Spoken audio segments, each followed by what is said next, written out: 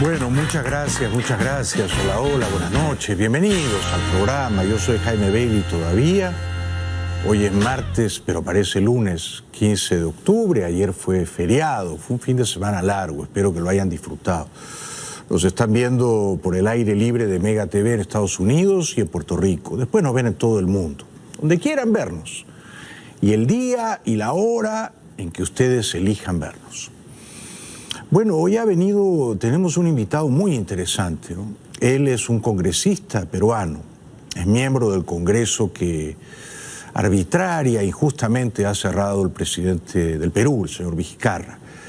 Va a estar con nosotros el congresista por Ica, don César Segura, del partido Fuerza Popular, del partido fujimorista, que originalmente, hace poco más de 3 años, tenía una amplia mayoría en el Congreso, sobre 130 representantes. El fujimorismo original, antes de dividirse, tenía, me parece, como 73 escaños. Bueno, don César Segura, congresista peruano, va a estar con nosotros en un momento. Me piden saludos seré breve, Ernesto Martínez, que me atendió tan generosamente en el aeropuerto, y su mamá Romy, que no se pierde el programa, para Carmen Lambert en República Dominicana.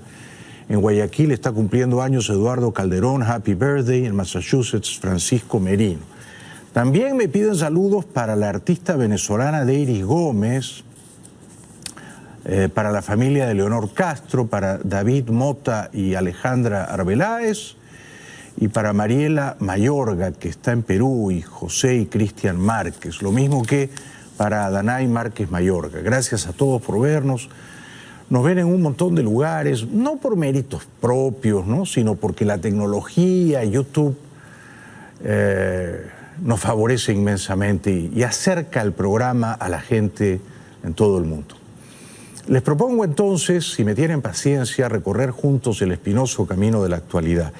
Hoy, a más o menos un año de las próximas elecciones presidenciales en Estados Unidos, que habrán de celebrarse en noviembre de 2020, se ha divulgado una encuesta muy interesante entre los precandidatos demócratas. Fíjense ustedes, si la esposa de Barack Obama fuese candidata, que no lo es y que no va a serlo, sería la favorita para ganar la nominación con 26% de intención de voto. No se va a inscribir, no va a participar, pero sentimentalmente es la favorita. Lo interesante es que la senadora Elizabeth Warren, a quien Trump llama desdeñosamente Pocahontas, ha empatado en primer lugar al favorito Joe Biden y ha superado al senador de Vermont, Bernie Sanders, el ultrasocialista de Vermont, Bernie Sanders, que tiene 15%. O sea que, sin perjuicio del favoritismo sentimental por la señora Obama, ahora mismo está en primer lugar y está ocurriendo un debate en este minuto entre los demócratas, la senadora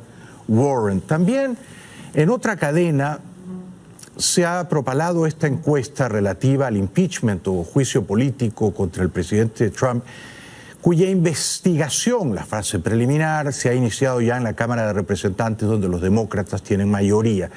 Fíjese que, digamos, hay 3 columnas o 3 cifras, pero solo son 24% los que consideran que Trump debe ser destituido ahora mismo.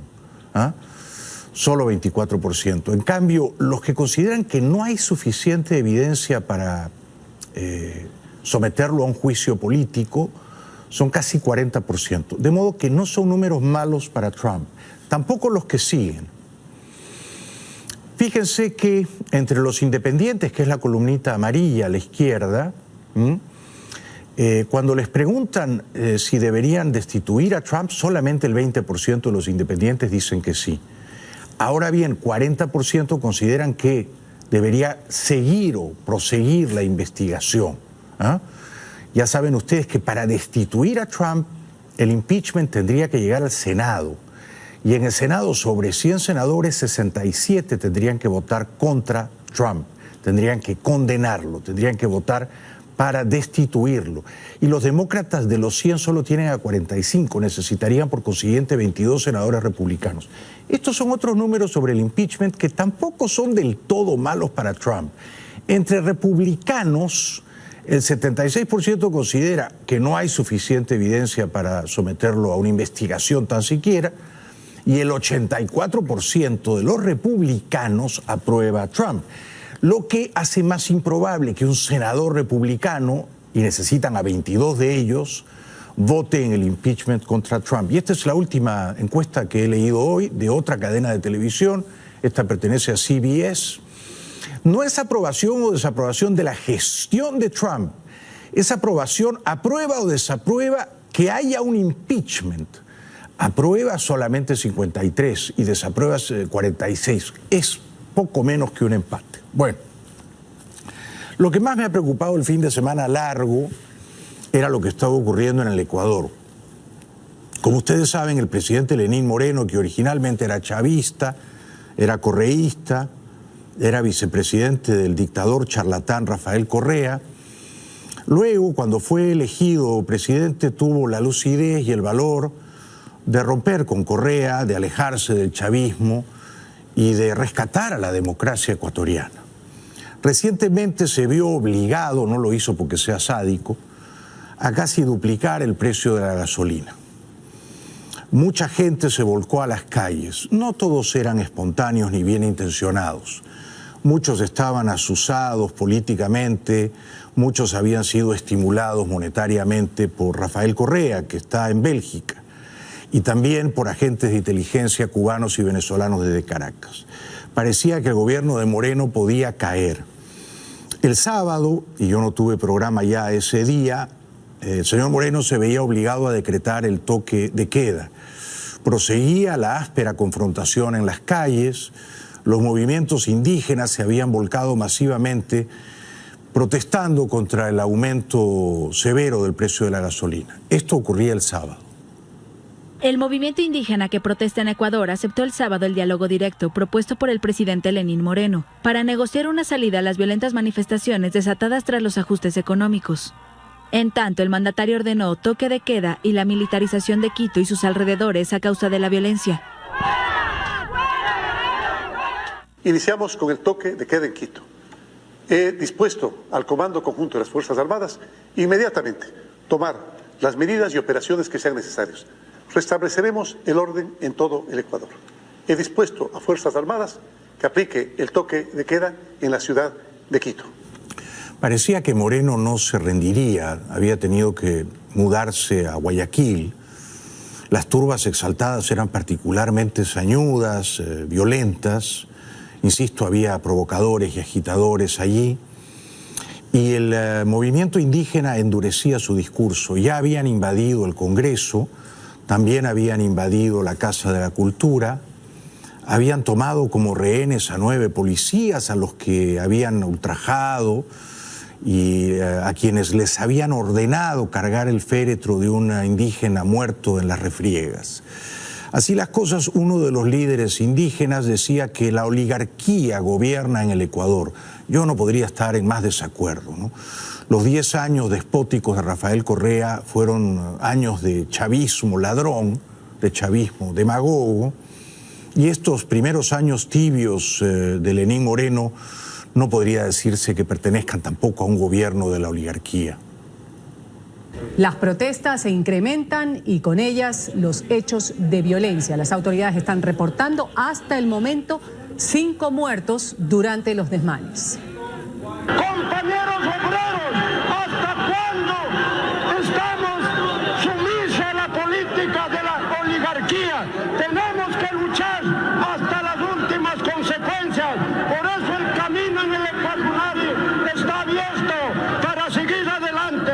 No es nuestra culpa que nosotros estemos aquí, es culpa de Lenin. Es culpa de Lenin. Se refiere al Lenín Moreno, no al original Lenin. Pobre Lenín Moreno no tiene la culpa de llamarse Lenin. Tampoco tiene la culpa de movilizarse en silla de ruedas. Un domingo fue con su esposa a la panadería, los asaltaron, le dispararon y lo dejaron minusválido. Yo tengo simpatía por Lenín Moreno, a pesar de que ha sido débil y se ha rendido ante las protestas de los movimientos indígenas.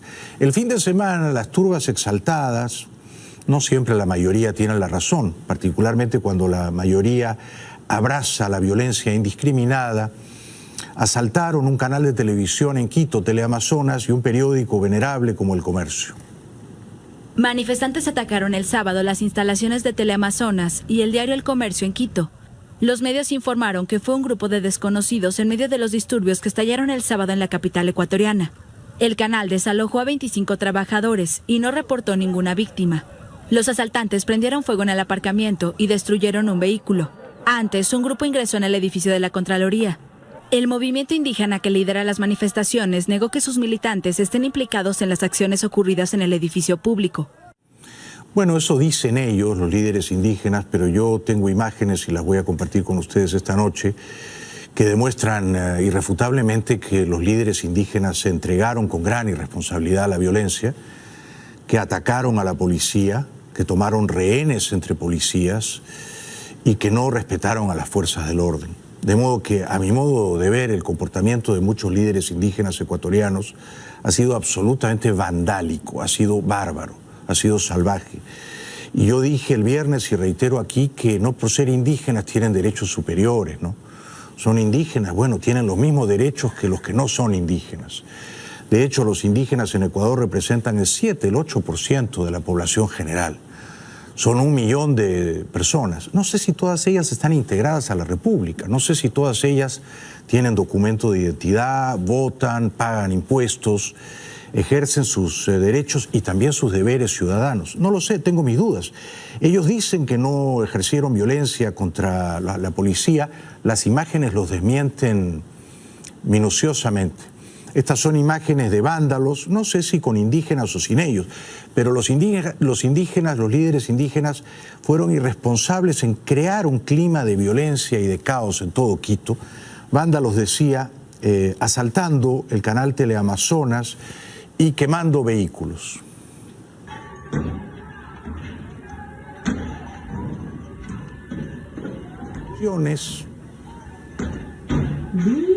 De Teleamazonas, un canal que he visitado muchas veces en Quito y en Guayaquil. Ese bus va a explotar, la gasolina puede...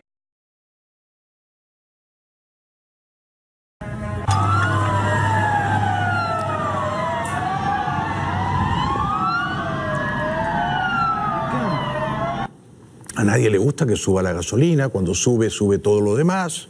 Muy bien, es una medida impopular, quizá era una medida ineludible, necesaria, pero nadie tiene derecho, nadie, a agredir a la policía como se la ha agredido impunemente en el Ecuador estos últimos días. Tampoco nadie tiene derecho a agredir a un periodista como fue linchado y casi asesinado este muchacho de Teleamazonas, a quien dejaron inconsciente y sangrando sobre la acera. No, señores, no. Tranquilos. No somos así, tranquilos. Tranquilos, no somos así, tranquilos.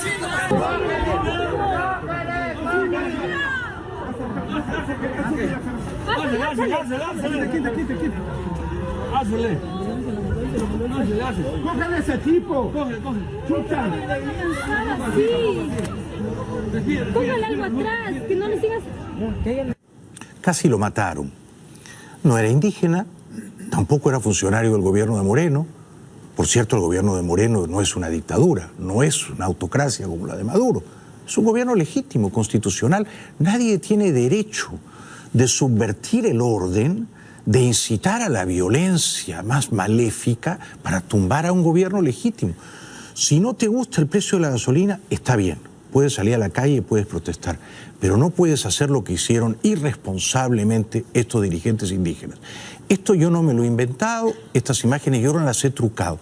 Son líderes indígenas ecuatorianos, convenientemente emplumados y con las caras pintadas para la ocasión, disparando cohetes artesanales a la policía. Fue muy raro ver a tantos líderes indígenas ecuatorianos con cascos, con armas de fuego y con morteros artesanales, ¿no? Nos vamos hasta conseguir el objetivo. Hasta conseguir el objetivo. Y ese objetivo es, pues, de la derogatoria inmediata del decreto 883. ¿Tiene derecho un líder indígena o un ecuatoriano indígena que no sea líder tan siquiera de arrojarle un cohete artesanal a la policía? Yo digo que no. Por muchas plumas que se ponga o por mucho que se pinte la cara, no tiene derecho a agredir a la policía. Y los líderes indígenas ecuatorianos lo han hecho de una manera impune, salvaje, estos últimos 11 días. También secuestraron a 9 policías. Ellos decían, los hemos retenido. No, señores, hablemos claro, los secuestraron. Los tuvieron secuestrados casi 10 horas. Los golpearon, los insultaron, les escupieron y luego les ordenaron ellos, los líderes indígenas, que cargaran el féretro de alguien que había perdido la vida en las refriegas. Los manifestantes indígenas de Ecuador hicieron este jueves portar el féretro de uno de sus líderes a varios policías que mantenían retenidos. 4 agentes y 2 supuestos infiltrados de las fuerzas de seguridad fueron obligados a portar el ataúd hasta el interior de la Casa de la Cultura Ecuatoriana en Quito. O sea, los indígenas, que son el 7% y cuyos líderes son bastante exaltados o proclives a la violencia, son los que de facto gobiernan en Ecuador. No gobierna el señor Moreno, no. Tampoco custodia el orden la policía, como corresponde, porque se supone que el Estado tiene el monopolio de la fuerza. No. Los que mandan en las calles, matonesca prepotentemente, son los vándalos. Es el triunfo de los matones. Ellos toman de rehenes a la policía. La policía tiene órdenes de no defenderse, de no disparar, para no provocar una matanza, y los toman de rehenes. Me recuerda lo que ocurrió en Bagua, una región amazónica peruana, hace poco más de 10 años, junio de 2009. Los indígenas bloqueaban una carretera, la habían bloqueado casi 2 meses y tomaron rehenes a los policías. Mataron a 23 policías peruanos, a 23 policías peruanos. Esto es increíble, ¿no? Da la impresión de que ellos, por ser líderes indígenas o por considerarse milenariamente abusados, sienten que tienen el derecho de usar la violencia contra las fuerzas del orden. Yo no lo entiendo. Me quedo profundamente abatido y perplejo y al mismo tiempo indignado. No hay derecho de hacer esto. Después de haber humillado a los 9 policías, uno de los líderes indígenas decía, ahora los estamos entregando. Vamos a hacer la entrega oficial de los compañeros, de los hermanos que cumpliendo las órdenes de un gobierno nefasto nos han asesinado.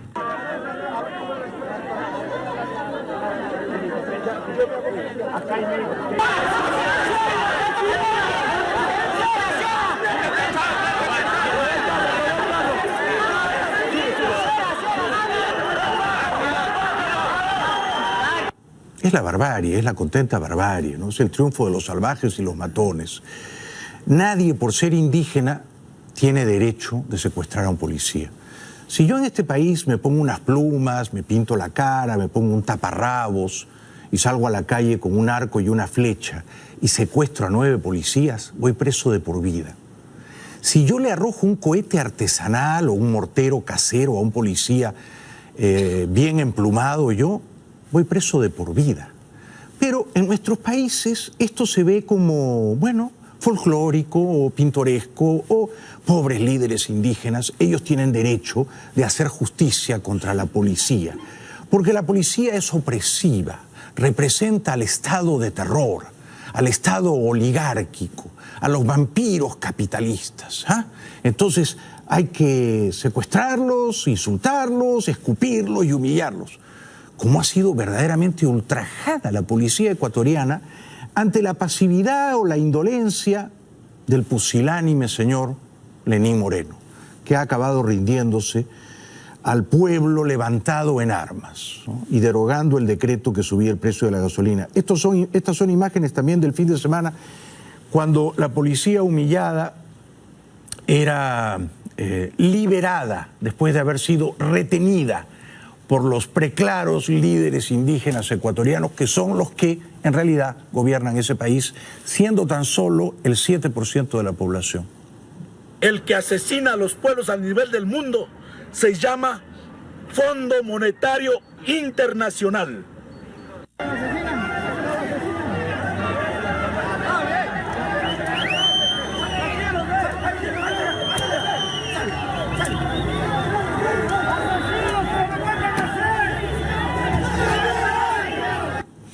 se van en medio del oprobio, los policías secuestrados y liberados, se baten en retirada, huyen como conejos asustados. Es la policía, es la gendarmería, son las fuerzas del orden. Uno paga impuestos para que el Estado provea seguridad a los ciudadanos indefensos. Pero los matones prevalecen sobre el Estado democrático, sobre el Estado de Derecho, prevalecen. Ellos obligan a Moreno a derogar el decreto que subió el precio de la gasolina y ellos triunfan sobre las fuerzas del orden. Ha sido muy triste lo que ha ocurrido en el Ecuador y yo voy a seguir criticando a los líderes indígenas de Ecuador o de Perú o de Bolivia que se comporten de esta manera salvaje. Fíjense, uno puede ser indígena y puede ser civilizado. Uno puede ser indígena y puede ser incivilizado. Lo que distingue al civilizado del incivilizado es quien se ciñe al imperio de la ley. Todos debemos someternos al imperio de la ley. El indígena, el blanquito, el oriental, el negro, todas las razas, todos los crisoles. Eso es ser civilizado, aceptar unas reglas de convivencia, ceñirse al imperio de la ley, obedecer a la policía. Entonces el indígena tiene que escoger si es civilizado y se ciñe a la ley o si es un bárbaro y un salvaje y cree que él y su tribu ensimismada constituyen una suerte de otra nacionalidad, una nacionalidad distinta de la ecuatoriana que les da derechos para secuestrar, agredir y hasta matar a los policías del Ecuador, ¿no? Esto plantea una cuestión moral seria, ¿no?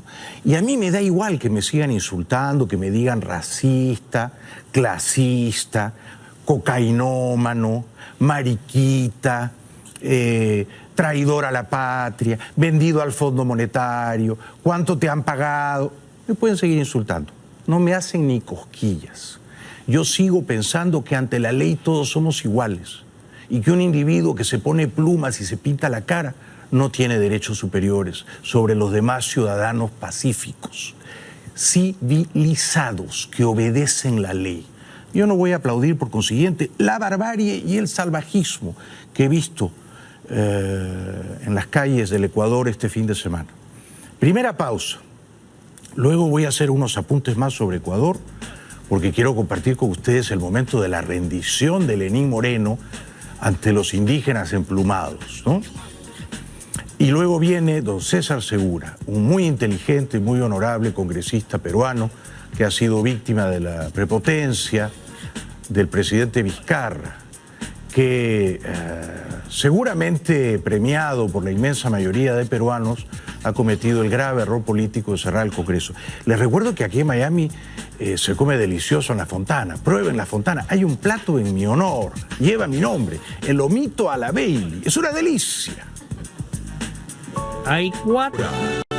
Con Oscar Aza. We want to bring our soldiers back home after so many years. Queremos traer a nuestros soldados de vuelta a casa después de tantos años. Ellos no son policías, son los mejores guerreros del mundo, un tipo diferente de fuerza militar. Queremos traer a nuestros soldados de regreso a casa y al mismo tiempo seremos muy duros con Turquía y con muchos otros. Ellos tienen que ser responsables de mantener sus posiciones, tienen que ser capaces de mantener la paz y la seguridad. Veremos qué sucede. La delegación está pidiendo un alto al fuego, mientras nosotros hemos impuesto las sanciones más fuertes que puedan imaginar, y tenemos muchas más si estas no tienen un gran impacto, incluyendo la imposición de aranceles masivos sobre el acero. Los turcos envían una gran cantidad de acero a los Estados Unidos. Ganan mucho dinero enviando acero, pero ya no ganarán tanto dinero.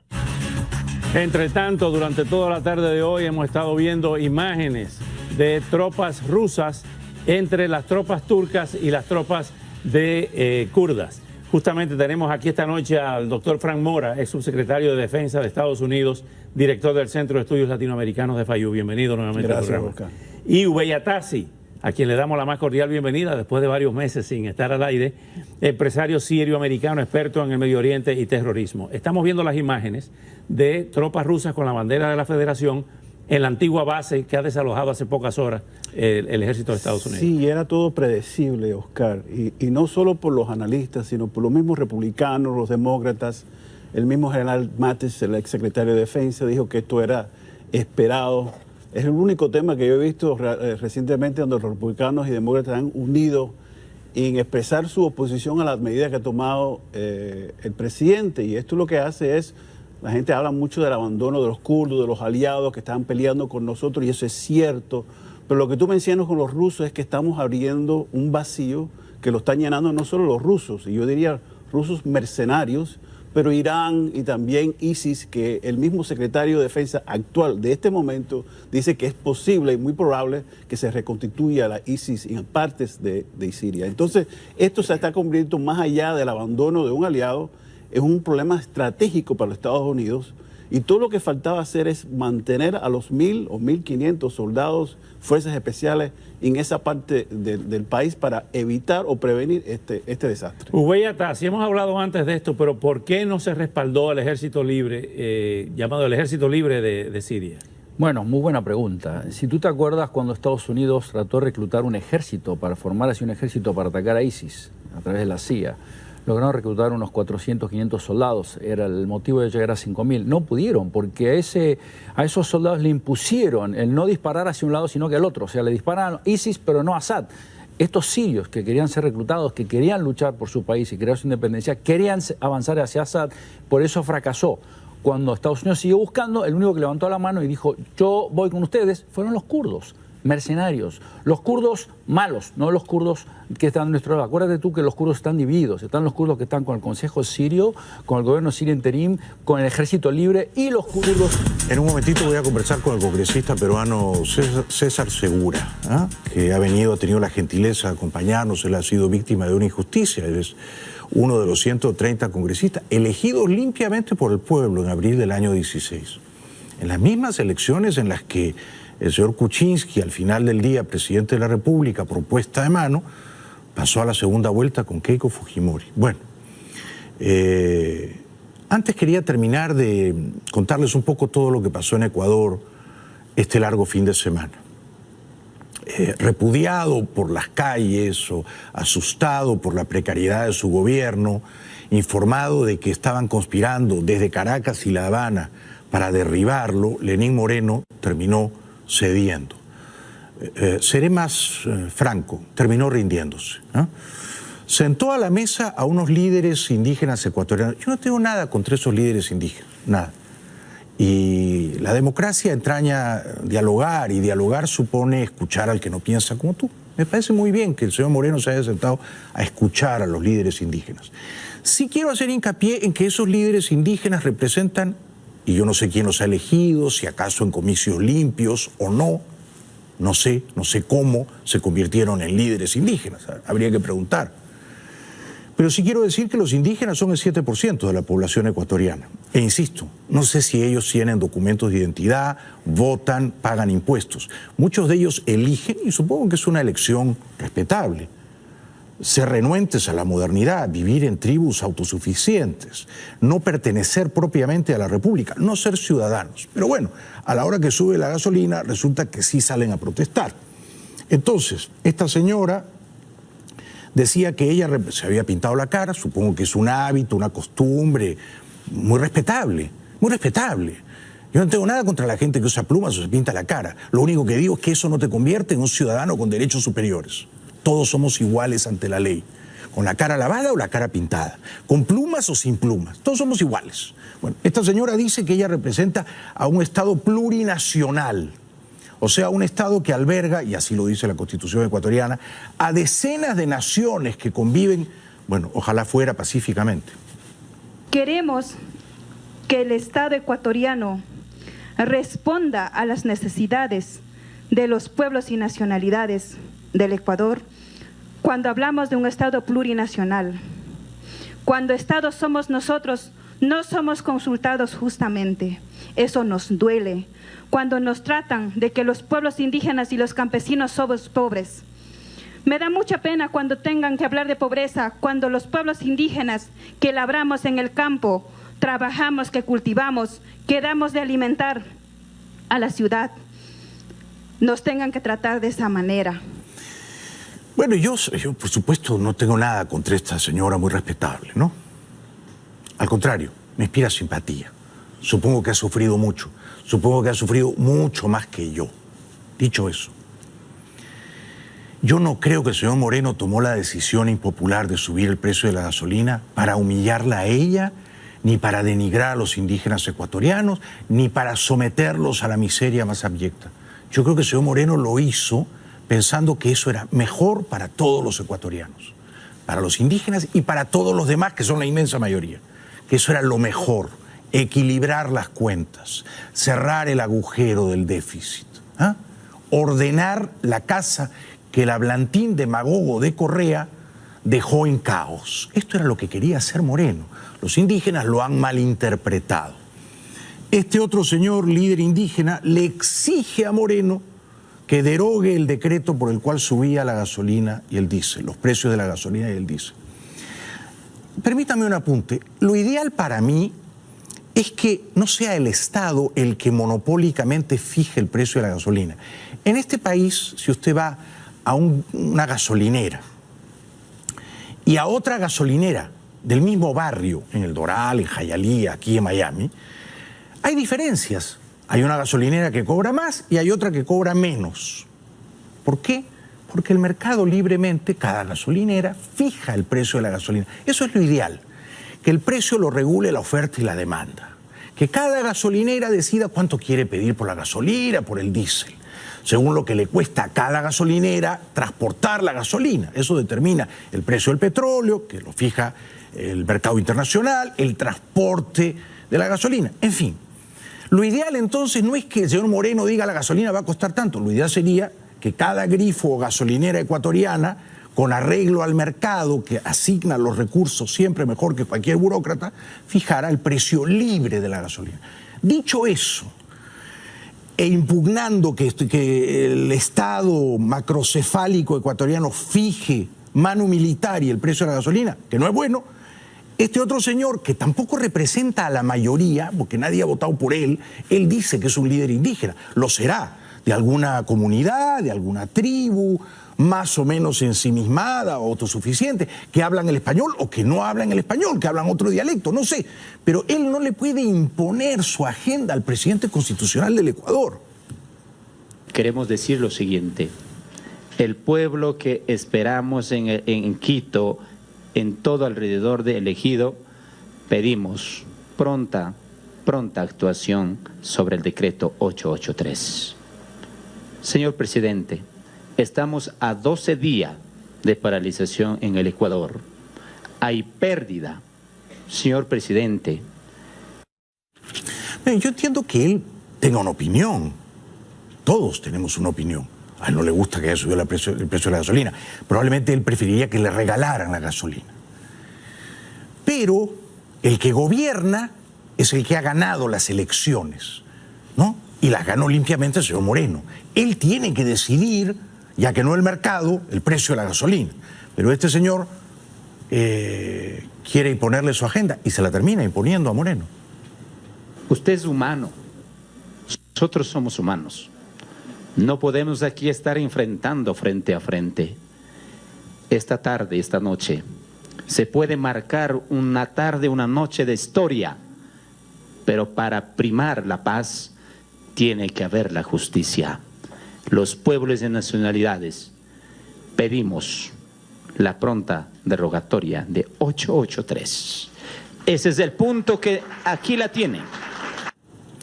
Bueno, si entiendo su razonamiento, él considera que subir la gasolina es una injusticia flagrante, una injusticia que justifica romper la paz social, una injusticia que a sus ojos da legitimidad a la violencia contra las fuerzas del orden de la República. No comparto ese razonamiento.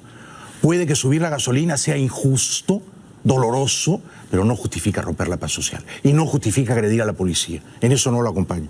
Este otro muchacho, líder indígena también, yo no sé quién lo eligió, a quién representa, cuál es su mandato, cuándo vence el mandato, si hay o no reelección o si es un líder vitalicio porque le sale del forro del taparrabo, ¿no? Él te dice, yo soy líder indígena. ¿De dónde? Bueno, de la tribu Quichua o Shuar, de la tribu Achuar, Chachi, Espera, de la tribu Guarone, Siona, Secoya, Agua, de la Sachi, la Cofán o Zápara, y muchas más. Ahora yo pregunto, esas tribus que hablan otros dialectos, ¿van a votar cuando se trata de ir a votar? ¿Pagan impuestos todos los años cuando se trata de pagar impuestos? Porque si no votan y no pagan impuestos, es raro que cuando suba la gasolina salgan a las calles a imponerles su agenda, representando ellas a unas minorías abusadas, vejadas, ese es otro tema, pero a unas minorías, imponerle su agenda al presidente Moreno. Bueno, este señor se pone unas plumas, no sé si se las pone para la reunión o para la tele, ¿no? No sé si este señor cuando llega a su casa sigue con las plumas, pero con las plumas, claro, hace la impresión ante la prensa internacional, ¿no? Las plumas no te dan más derechos, ¿eh? No te dan más derechos. Si así fuera, entonces las aves emplumadas, ¿no?, tendrían más derechos que aquellas que no son emplumadas. Yo si me pongo una corona de plumas, ¿no?, o me pongo una palmera lujuriosa, no tengo más derechos sobre el individuo que no lleva plumas. Pedimos que el gobierno nacional transparente los acuerdos, señor presidente, los acuerdos a los que llegó con el Fondo Monetario Internacional. También, señor presidente, ha habido una convulsión social, entendemos, y el irrespeto a los derechos humanos, la violencia desmedida contra el pueblo y el terrorismo de Estado se representa, ¿no? O sea, yo creo que aquí sus ministros no midieron, nunca analizaron para tomar decisiones. Bueno, yo no estoy de acuerdo con que este señor, por muchas plumas que ostente y por muy llamativa que sea su apariencia o el atuendo que ha elegido para la reunión presidencial, no estoy de acuerdo con que acuse a Moreno de venderse al Fondo Monetario, tampoco estoy de acuerdo con que acuse a Moreno de violar los derechos humanos y mucho menos estoy de acuerdo con que acuse a Moreno de representar el terrorismo de Estado. Porque yo he visto que los sujetos que han agredido vandálicamente a la policía, ellos sí violaban los derechos humanos de la policía. Y los sujetos que han secuestrado policías, ellos sí estaban practicando alguna forma de terrorismo, ¿no? Así que, perdonen la franqueza y seguirán llamándome racista o clasista, pero a mí este asunto de ponerte plumas no me impresiona demasiado. Yo no creo que una persona porque lleva plumas en la cabeza es necesariamente más inteligente, o moralmente superior, o tiene unos derechos superiores al ciudadano promedio que no lleva las plumas, ¿no? Razonemos, por favor, razonemos, ¿no?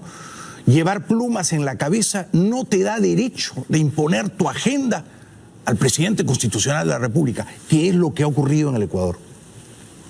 Nuestra firmeza siempre ha sido defender nuestros derechos.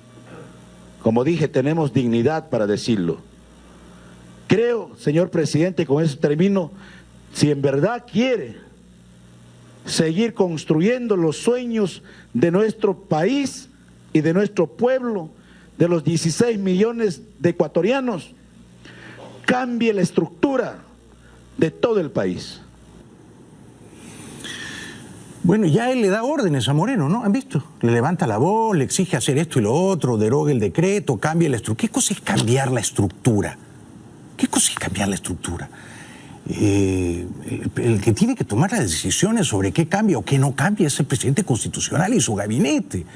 No este líder indígena de aspecto folclórico, ¿no? Yo entiendo, para la prensa internacional esto es genial, ¿no? Para la prensa europea es genial. A un lado está el presidente con el Fondo Monetario, los malos, y al otro lado están los indígenas, emplumados, con las caras pintadas, los buenos, pobrecitos, Toda la vida la derecha, el capitalismo, el Fondo Monetario han abusado de estos muchachos emplumados. Ya es hora de que los muchachos emplumados tengan el poder. Muy bien, si los muchachos indígenas emplumados del Ecuador quieren llegar al poder, que funden el partido de los indígenas emplumados y que vayan a unas elecciones libres y que ganen las elecciones, que tengan una mayoría de votos y entonces, muy bien, ellos serán gobierno y ellos dirigirán la agenda. Pero mientras tanto son minoría, e insisto, una ínfima minoría, 7%, e insisto, una minoría que a veces es reacia o renuente a la vida republicana y a los deberes ciudadanos, ¿eh? Como votar o pagar impuestos. Digo yo, si yo no voto y yo no tengo un documento de identidad y yo no hablo la lengua española que se habla mayoritariamente en el Ecuador y yo no pago impuestos, ¿tengo derecho, porque me pongo unas plumas, a decirle al señor presidente constitucional lo que él tiene que hacer? A mí me parece que no, pero el señor Moreno se rindió. El país recobra rápidamente la calma y aunque han sido verdaderamente días difíciles, los vamos a superar, juntos y con decisión. He firmado ya la derogatoria del decreto 883 y estamos listos para continuar el debate sobre uno nuevo, mejorado, tal como nos comprometimos.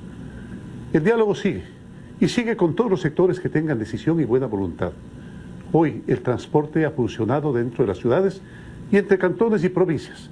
Las vías del país están abiertas, los productos se mueven hacia los mercados. Bueno, Moreno a mí me parece que se ha rendido, ha resultado un presidente débil de carácter, no ha tenido agallas para sostener su decisión y se ha rendido. ¿Por qué se ha rendido? Porque estaba a punto de caer. ¿Quién lo estaba tumbando? Correa. Hoy el transporte ha funcionado dentro de las ciudades y entre cantones y provincias. Las vías del país están abiertas, los productos se mueven hacia los mercados. Los aeropuertos se encuentran funcionando con toda normalidad. Buena parte de los campos petroleros vuelven a operar. Nuestros niños y niñas regresan mañana a clases.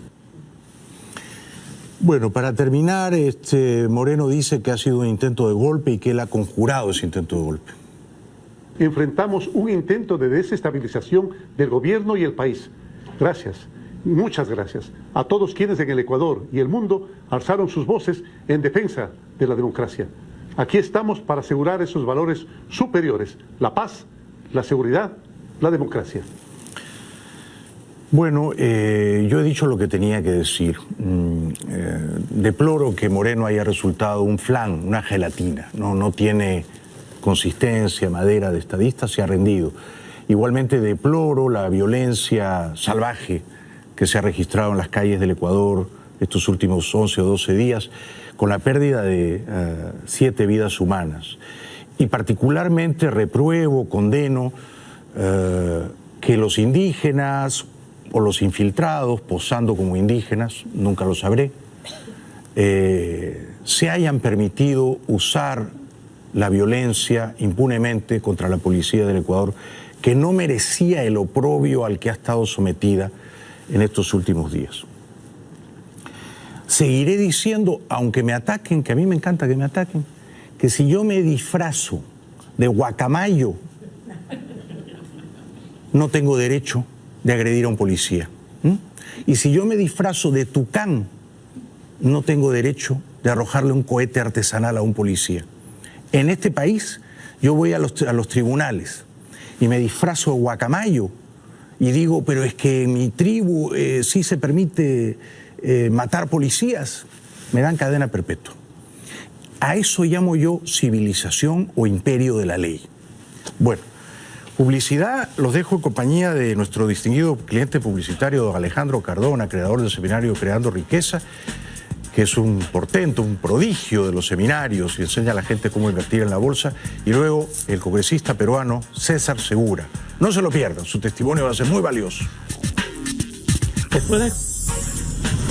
Nuestro invitado esta noche es César Segura. Él fue elegido hace poco más de 3 años congresista del Perú por el partido del Fujimorismo, Fuerza Popular. Y él es uno de los congresistas, que se ha quedado sin trabajo porque al presidente Vizcarra le pareció una buena idea cerrar el Congreso. La gente se lo pedía y eso es lo que hizo Vizcarra. Un aplauso para el señor César Segura, por favor. Gracias. Gracias. Bienvenido y gracias por estar aquí, querido César. Vamos a ver, quiero ser bien franco contigo. Yo no he leído la Constitución peruana. Es una confesión sincera. Claro. Por lo tanto, yo no me he atrevido a afirmar que lo que ha hecho Vizcarra es inconstitucional.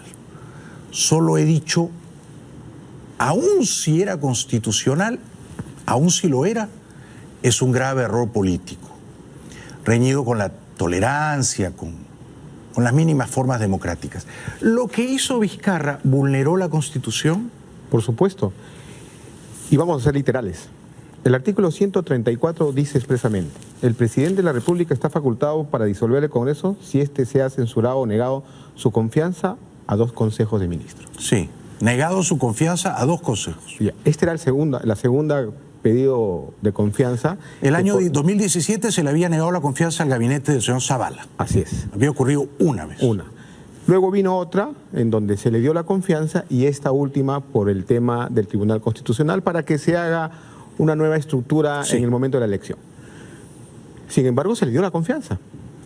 Pero en el trabajo autónomo, legal, constitucional que venía haciendo el Congreso, y no solamente de la noche a la mañana en 5 días, recordemos que en un pleno en el mes de noviembre se aprobó elegir a los miembros que iban a evaluar a los postulantes para este nuevo Tribunal Constitucional que ya se vencía en junio. Sí. ¿Ok?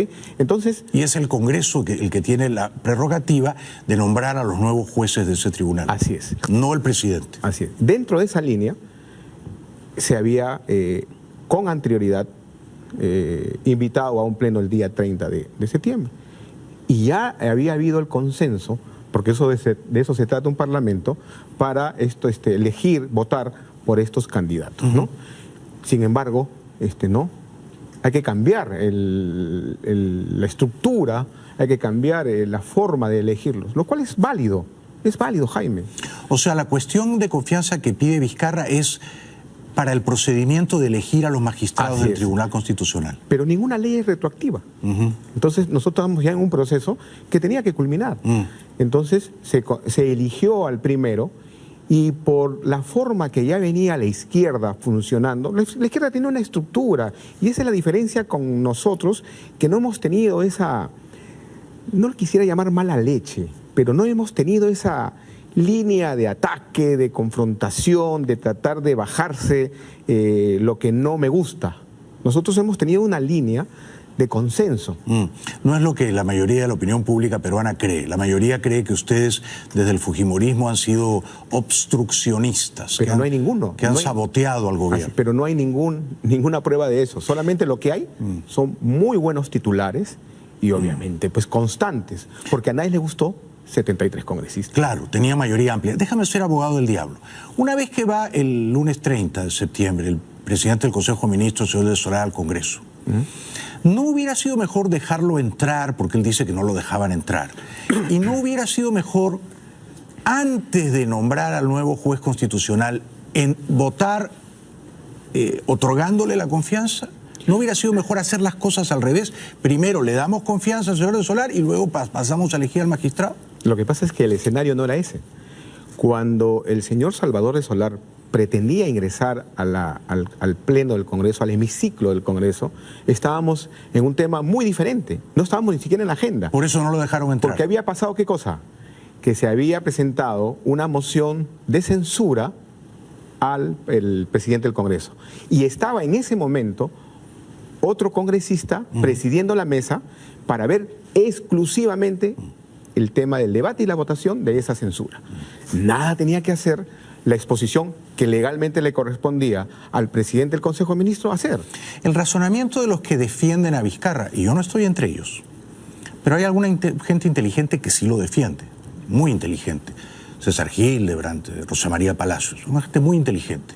No, yo no digo que sean periodistas de tu agrado, pero son inteligentes. Ellos dicen que en el momento en que el Congreso vota por el nuevo juez constitucional, en ese momento el Congreso le deniega la confianza fácticamente al gabinete del Solar.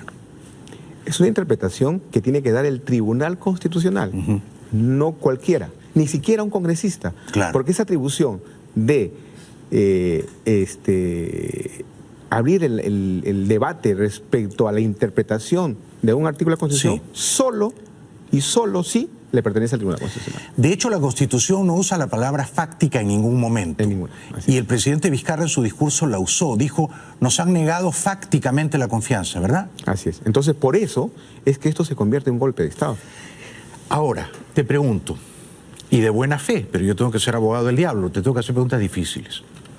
¿No hubiera sido mejor que el presidente Vizcarra, antes de cerrar el Congreso, le consultara al Tribunal Constitucional? Pero por supuesto, de eso se trata. Pudo haberlo hecho. Así es, así es. Y si el tribunal le decía, está usted en la razón, el Congreso no le ha otorgado la confianza del Solar, por lo tanto usted puede cerrar el Congreso, era otro escenario. Así es, y se disuelve constitucionalmente, ¿no? ¿Qué impedía que Vizcarra le consultara, dime tú, al TC, al Tribunal Constitucional? Bueno, definitivamente es que no hay ninguna interpretación como la hizo el presidente Vizcarra, ¿no? Y los hechos, nos damos cuenta que esto se configura en golpe de Estado. Al día siguiente, la Policía Nacional había tomado toda el Congreso de la República. Hay gente que dice que no fue un golpe porque no había tanques en las calles, pero la policía obstruyó el ingreso de los congresistas. Por supuesto, vamos a hablar en ese sentido de una palabra muy estructurada, mejora continua. Los golpes de Estado en Latinoamérica, sobre todo, han venido mejorando constantemente. Antes habían muertos, habían se han bombas, refinado, se han refinado. Bombas hacia los palacios de gobierno. Se han hecho retorcidos. ¿no? Tanques. Sí. Pero ahora ya tienen otras, van, como se dice, modernizándose. ¿Crees que este es un golpe leguleyo? Así es. Un golpe que invoca la Constitución, una Constitución fujimorista por otra parte, ¿no? Ahora, querido César, ¿no hubiera sido mejor que ustedes en el Congreso, que ya tenían mala reputación, tú sabes, la opinión pública no los quería?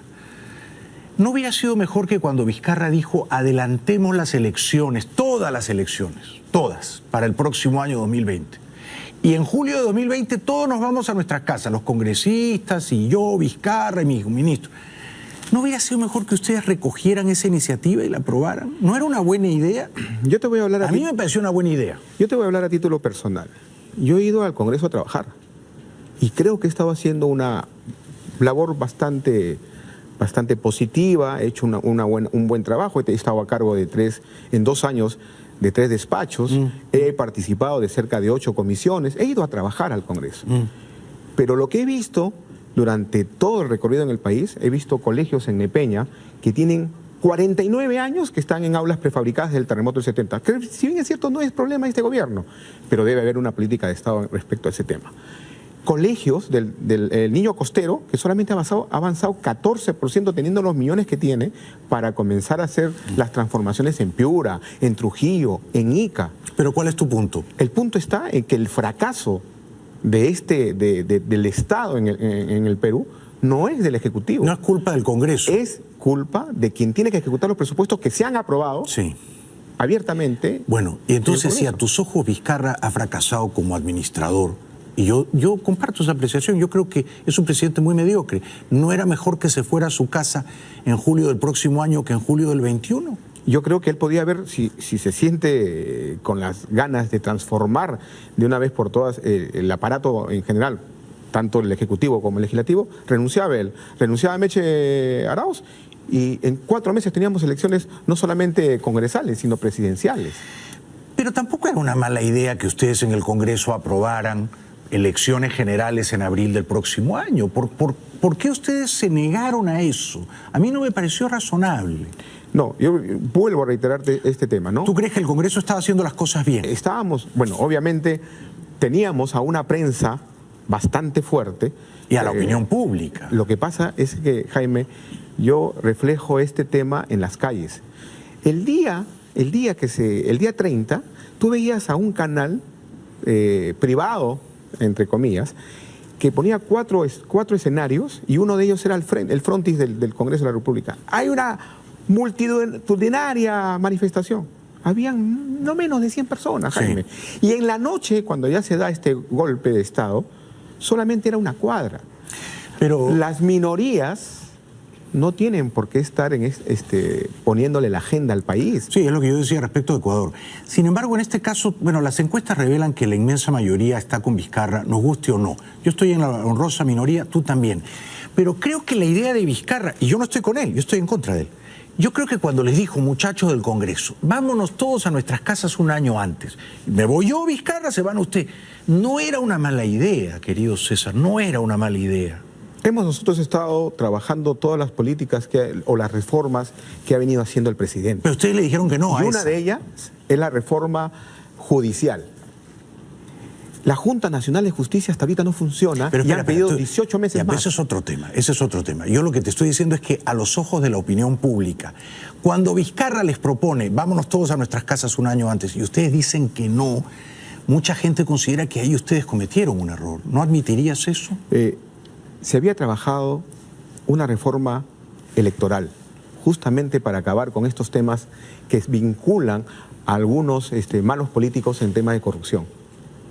Adelantar las elecciones no correspondería, no habrían los plazos, Jaime, para que ese trabajo que se había realizado durante tanto tiempo, en el corto tiempo que nos dio el presidente, de una reforma electoral, no se podría aplicar. Entonces, ¿para qué?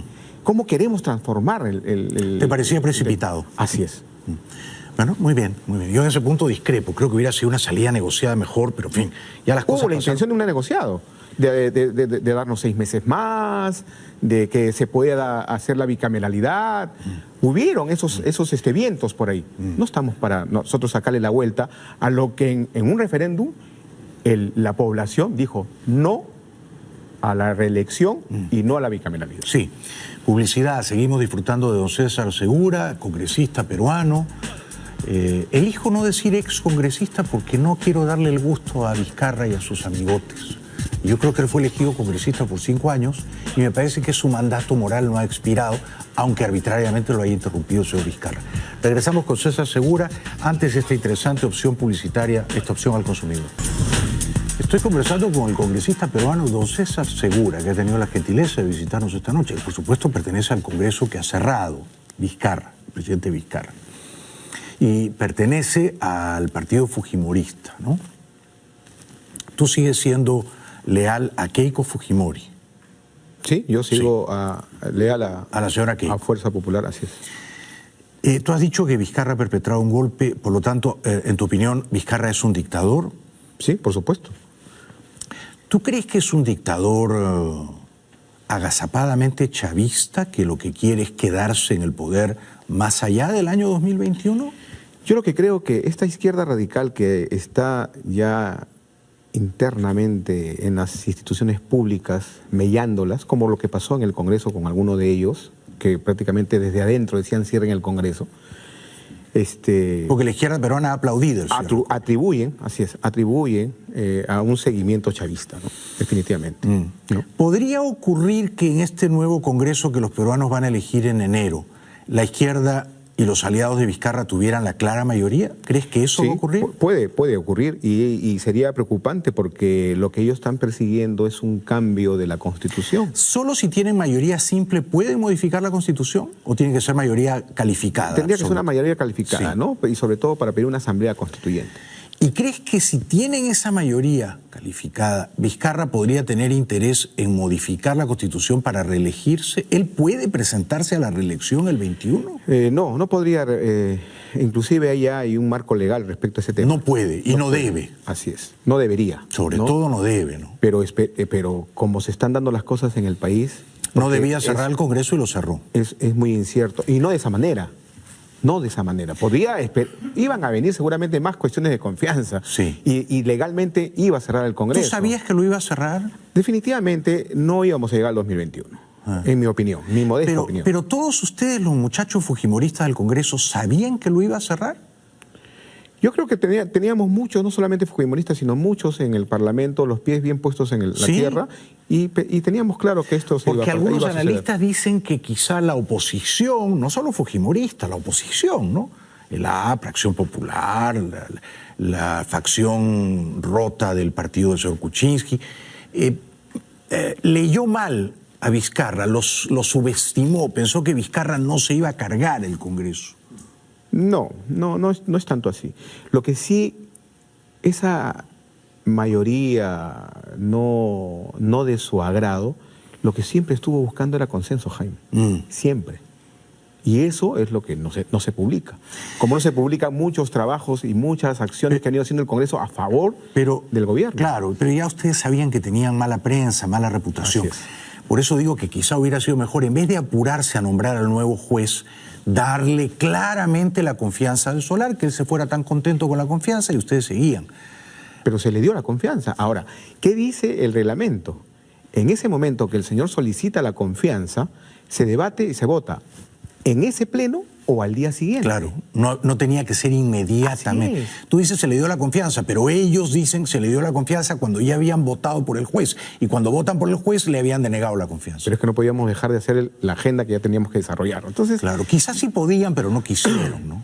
Ahora, cuando el señor Vargas Llosa, Premio Nobel de Literatura, dice que ustedes, los congresistas fujimoristas y los apristas, porque él no menciona a la izquierda, ¿no? Los fujimoristas y los apristas. Cuando dice que ustedes son pillos, forajidos y semianalfabetos, ¿tú sientes que te están describiendo? ¿Tú eres una de esas tres cosas? ¿O dos de las tres?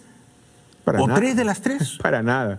Lo que yo sí, respetuosamente a nuestro premio Nobel, que me merece todo el respeto por ser un literato extraordinario, es un mal consejero del pueblo peruano respecto a con quién votar. Respaldó a Alejandro Toledo. Sí, gran ladrón. Y así a varios. Que y respaldó a Toledo cuando yo decía no elijan a Toledo porque es un canalla y un mitómano que niega a su propia hija y me tiraban huevos y pintura, y don Mario Vargas Llosa no elevaba su voz de protesta, no pedía que Toledo se portara como un padre responsable con su hija negada y lo apoyaba. Ahora dice, pero no sabíamos que Toledo era un canalla. Don Mario, ¿cómo que no sabíamos? Yo lo dije. Sí sabíamos. Y encima tramposo. Bueno, pero el tema de fondo es que no es una persona pues que realmente pueda él atribuir o se equivoca calificar políticamente. Así es. Se equivoca, ¿no? Pero ¿había semianalfabetos en el Congreso peruano? A diferencia de otros congresos, y no voy a justificarlos, sí yo creo que, y te lo voy a decir claramente, desde Fuerza Popular no tuvimos una buena calificación.